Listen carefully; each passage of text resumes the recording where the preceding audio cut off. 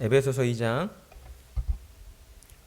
1절에서 10절까지의 말씀을 우리 한 절씩 교독하겠습니다. 그는 허물과 죄로 죽었던 너희를 살리셨도다.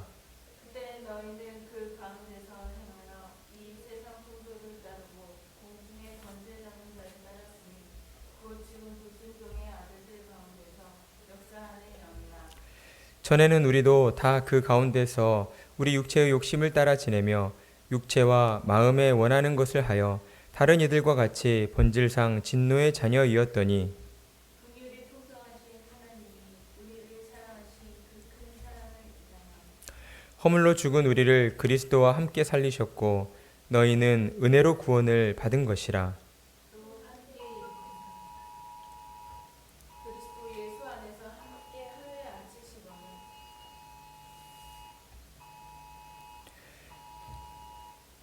이는 그리스도 예수 안에서 우리에게 자비하심으로써 그 은혜의 지극히 풍성함을 오는 여러 세대에 나타내려 하심이라. 그 은혜에 의하여 믿음으로 말미암아 구원을 받았으니 이것은 너희에게서 난 것이 아니요 하나님의 선물이라. 행위에서 난 것이 아니니 이는 누구든지 자랑하지 못하게 함이라. 우리는 그가 만드신 바라 그리스도 예수 안에서 선한 일을 위하여 지으심을 받은 자니 이 일은 하나님이 전에 예비하사 우리로 그 가운데서 행하게 하려 하심이니라. 아멘.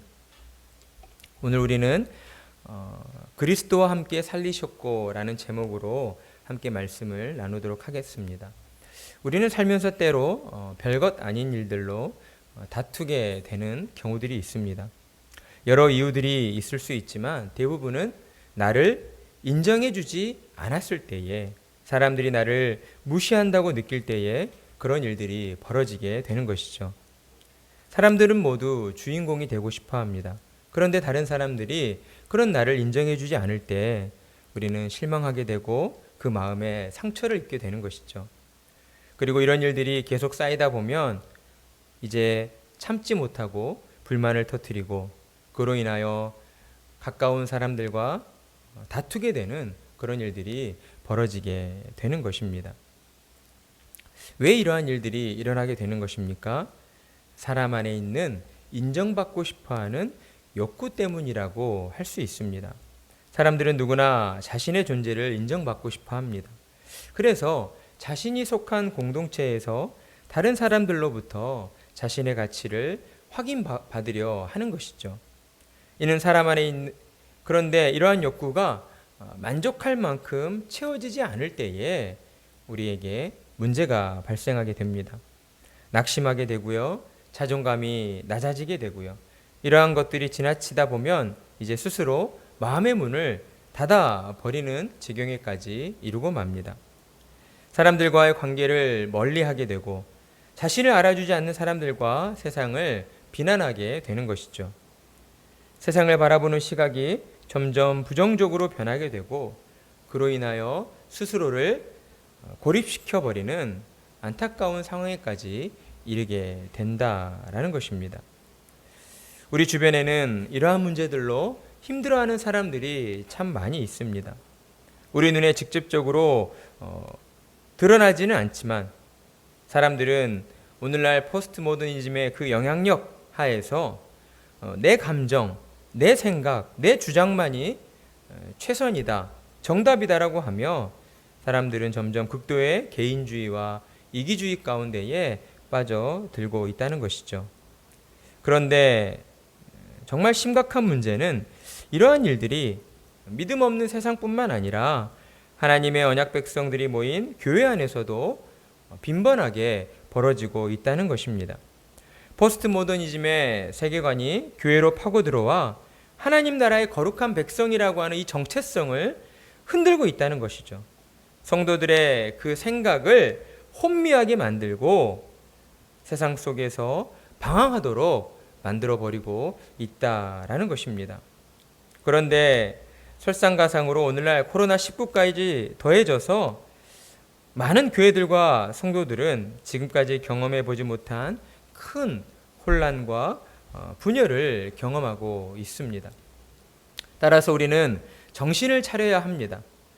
지금 교회가 처한 이 어려움을 어떻게 헤쳐나가야 할 것인가를 우리가 하나님 앞에서 진지하게 고민해 봐야 한다는 것이죠.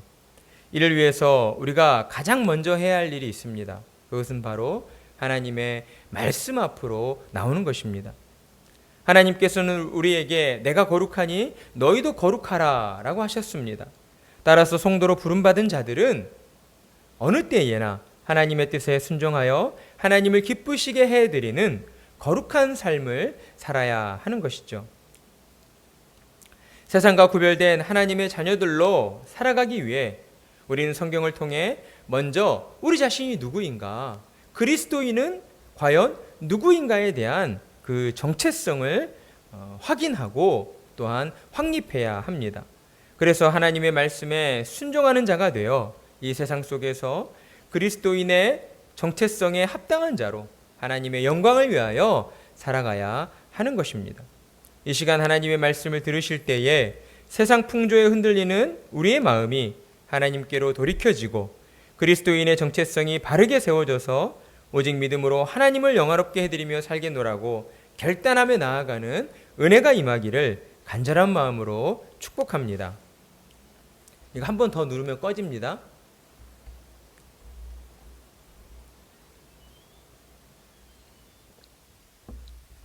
에베소서의 말씀은 바울의 옥중 서신 중 하나입니다. 에베소서의 말씀의 핵심은 교회를 분열시키려 하는 사탄의 위협이 언제나 도사리고 있다, 늘 도사리고 있다는 것을 경고하고 있으며 교회는 오직 그리스도 안에서 하나가 되어야 한다는 것을 강조하고 있습니다. 오늘 우리가 살펴볼 본문은 크게 두 부분으로 나뉘어 살펴볼 수가 있는데 첫 번째 부분은 1절에서 3절의 말씀으로 허물과 죄로 죽어있던 우리의 본질에 대한 부분과 두 번째 부분은 4절에서 10절 말씀으로 죽은 자를 살리시는 하나님의 은혜에 대한 부분입니다. 먼저 1절 말씀, 그는 허물과 죄로 죽었던 너희를 살리셨도다. 바울은 에베소 교인들에게 본래 우리는 허물과 죄로 죽었던 자들이다 라고 이야기를 합니다. 여기서 허물이라는 말은 헬라 원어로 침범하다라는 그런 뜻을 가지고 있는데 따라서 이는 곧 하나님의 법을 침범했다라는 의미라고 할 수 있습니다. 그리고 죽었던 이라는 말의 의미는 육체적 죽음을 의미하는 것이 아니라 영적인 죽음, 영적인 사망을 의미하는데 여기서 영적으로 죽었다는 것은 영혼이 없다, 아예 영혼이 존재하지 않는다는 것을 의미하는 것이 아니라 그 육신 안에 담겨져 있는 그 영혼이 하나님을 떠나서 생명력을 잃어버렸다라는 것을 의미한다고 할 수 있습니다. 따라서 영적으로 죽어있는 자들은 어떤 방법으로도 영적인 것들을 인식할 수가 없는 것이죠. 하나님의 존재를 알 수도 없고 하나님의 존재를 찾고 구할 수도 없는 것입니다.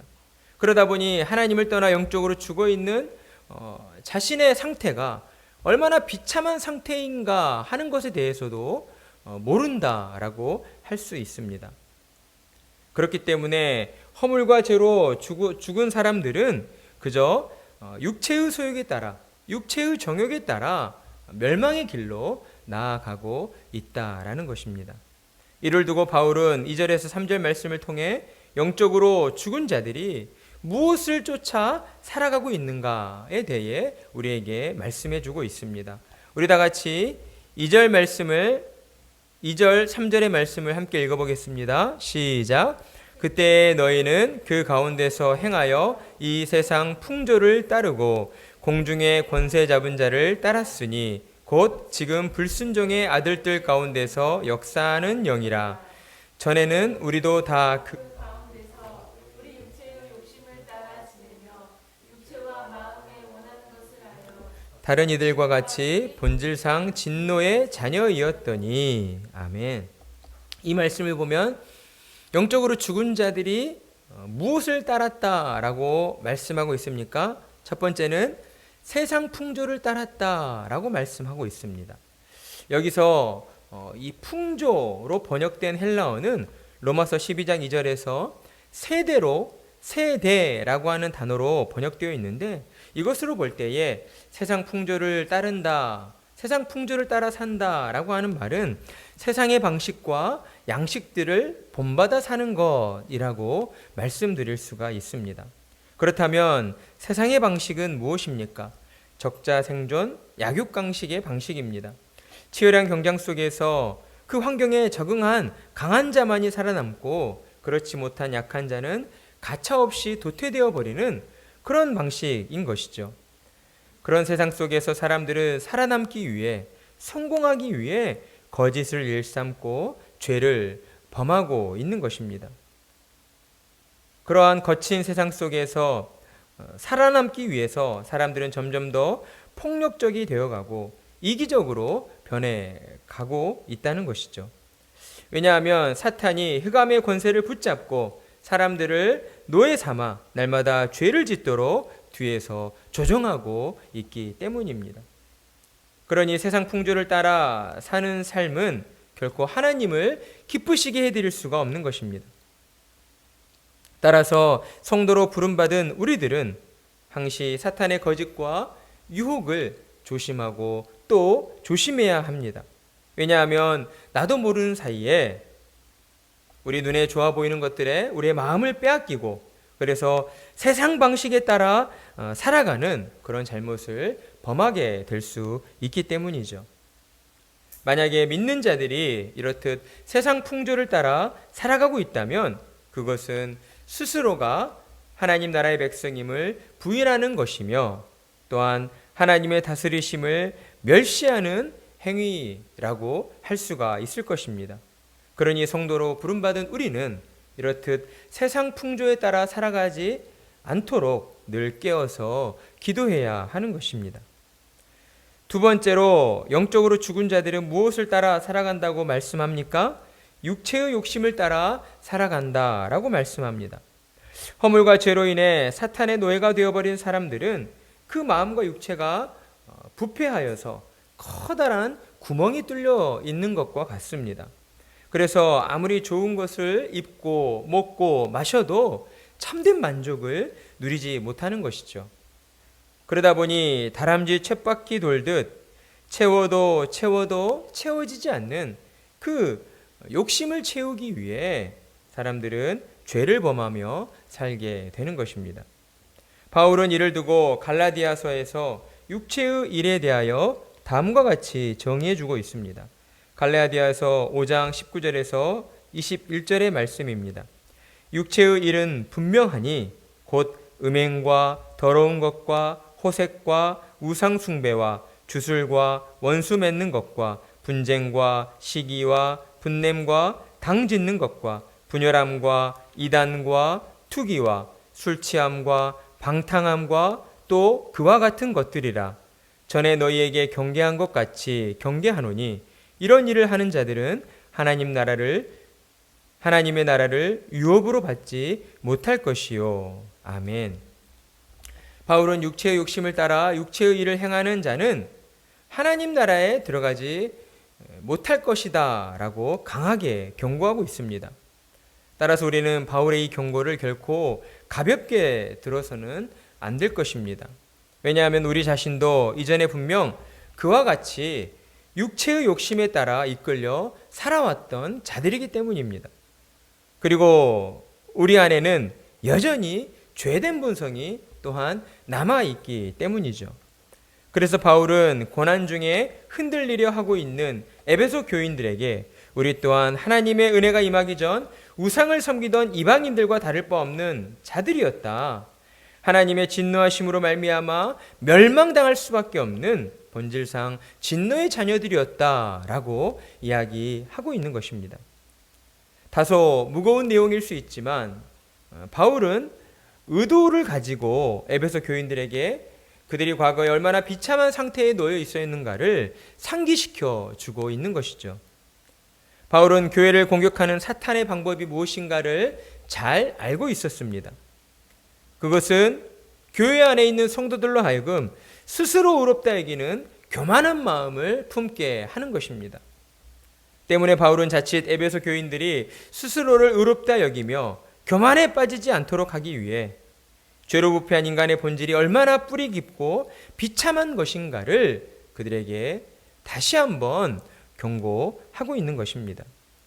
그리고 무엇보다 그들에게 임한 하나님의 은혜가 얼마나 크고도 놀라운 것인가를 더욱 분명히 깨닫도록 하기 위해 이처럼 무거운 내용들을 그들에게 이야기했던 것이죠.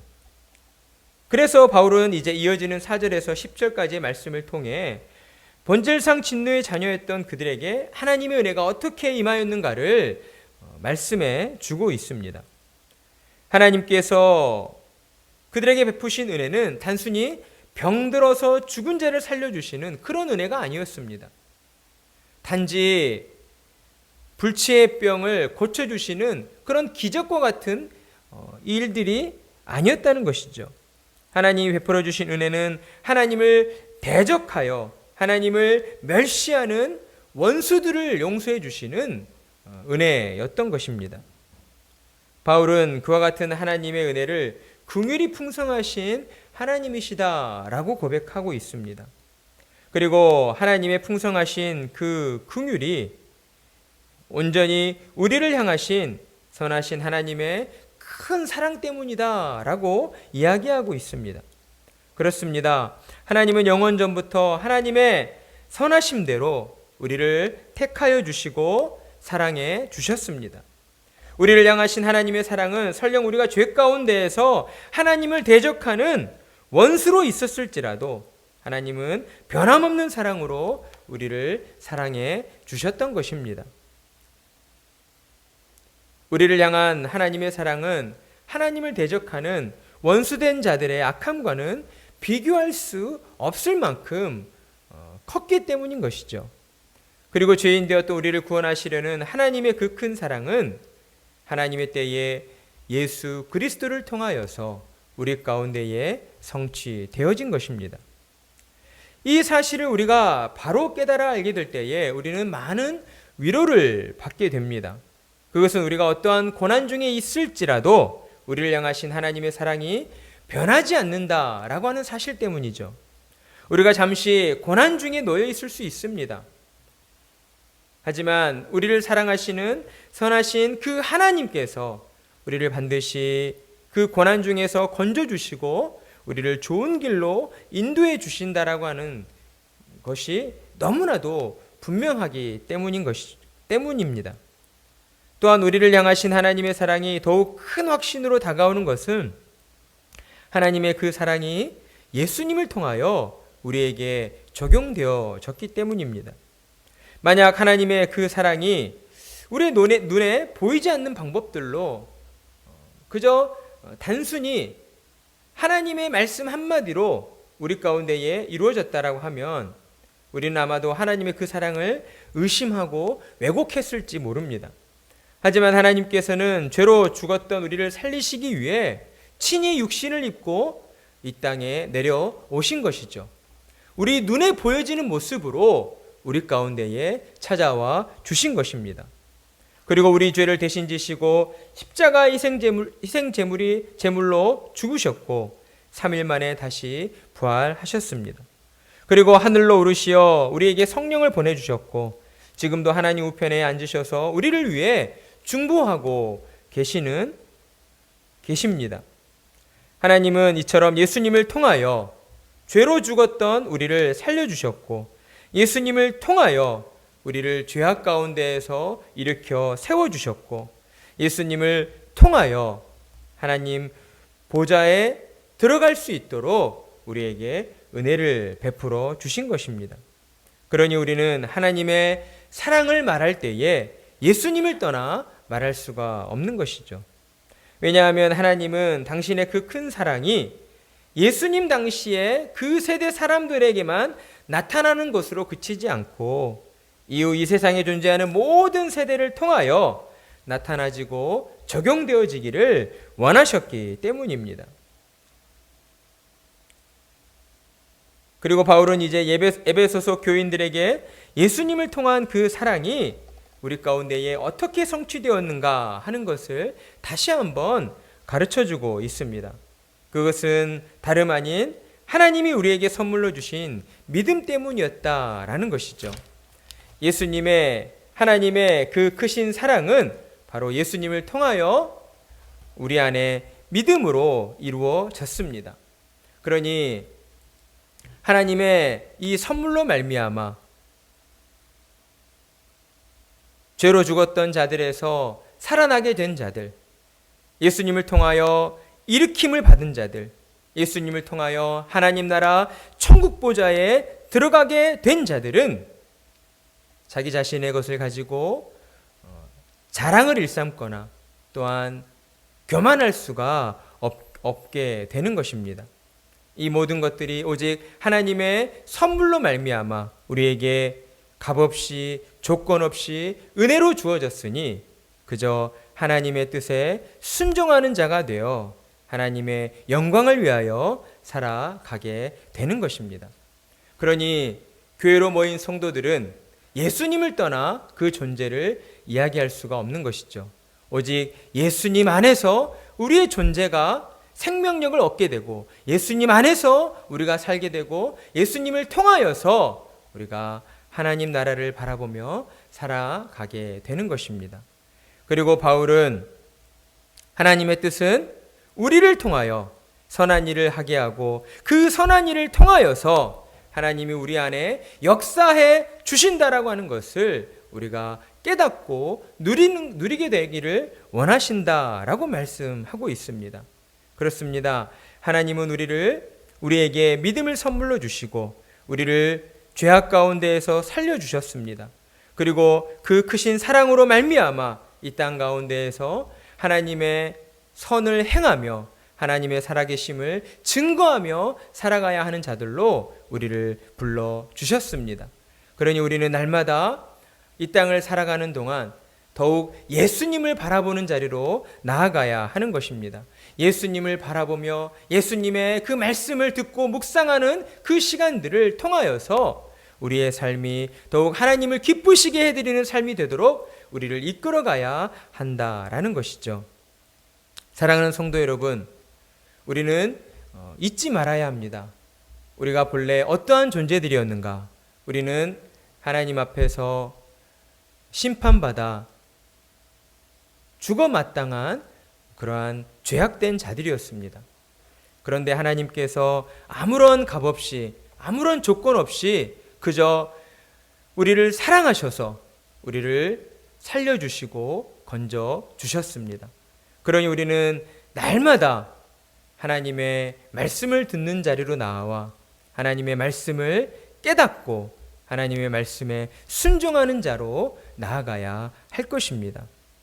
코로나19의 사태가 우리의 모든 삶을 어지럽히고 어렵게 하는 이 시대 가운데 살고 있지만 이러할 때일수록 우리는 더욱 하나님의 말씀을 가까이 해야 하고 이 땅에서 벌어지는 모든 현상들을 두고 세상 사람들의 말이나 사람들의 어떤 경험이 아니라 하나님의 말씀을 통하여서 이 땅에서 벌어지는 모든 일들을 해석하고 또한 우리가 판단함으로써 더욱 하나님이 기뻐하시는 바가 무엇인가를 분명히 알고 나아가야 할 것입니다.